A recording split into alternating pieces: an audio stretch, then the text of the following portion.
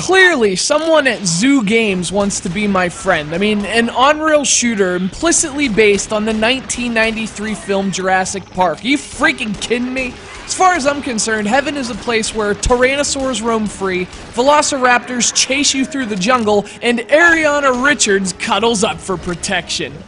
Dr. Grant, my dear Dr. Sattler, welcome to Dino Strike.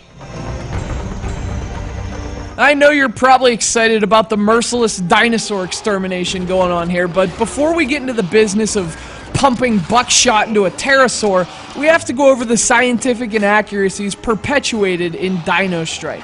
When I was in college, I took courses on paleontology and more specifically, dinosaurs. And obviously it's not often that I have an opportunity for a practical application of that knowledge, and I have every intention on taking advantage of this one.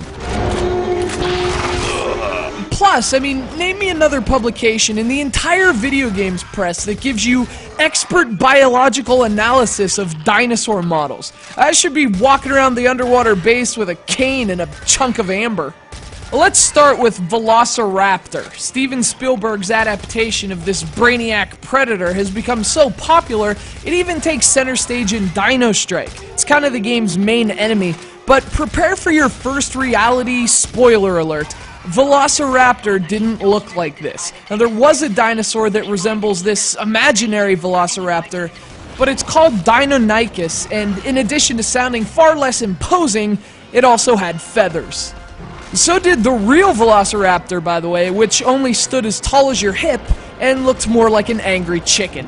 Now, I could go on, but instead, let's just cut to the chase, down the river. Creative embellishments can be misleading to the public, but they do make movies more entertaining, and the same can be said for video games, in this case, Dino Strike. Released earlier this month for the Wii, Dino Strike is a pretty straightforward game, hence me being able to discuss dinosaur anatomy for half the review.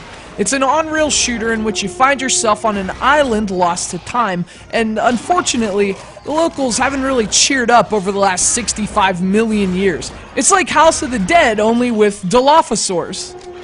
Which, by the way, did not have neck frills or spit venom. Damn you, Steven Spielberg.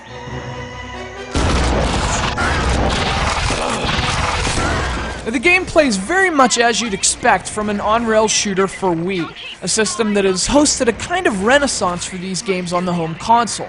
Using the IR functionality of the Wii Remote, you point and shoot through a variety of environments while using a pistol, shotgun, machine gun, and crossbow to survive the prehistoric onslaught. Unfortunately, those are your only weapons, and that's one of the problems with Dino Strike. There just isn't much to the overall package. You get 4 weapons to use, 5 species to kill, and very few levels. And although the game supports up to 4 players, the lack of content doesn't give you much to do, no matter how many people are playing. Of course, this is, as you might have guessed, a budget title.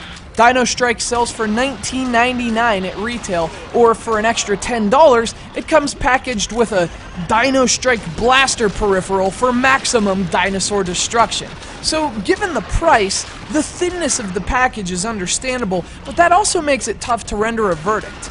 If you're a Wii owner who's really into on-rail shooters, you might want to check this one out. It plays better than most of the budget shooters you find on the system, and the dinosaur theme is just an awesome touch. But for everyone else, the game's lack of content makes the otherwise enjoyable Dino Strike a prime candidate for extinction.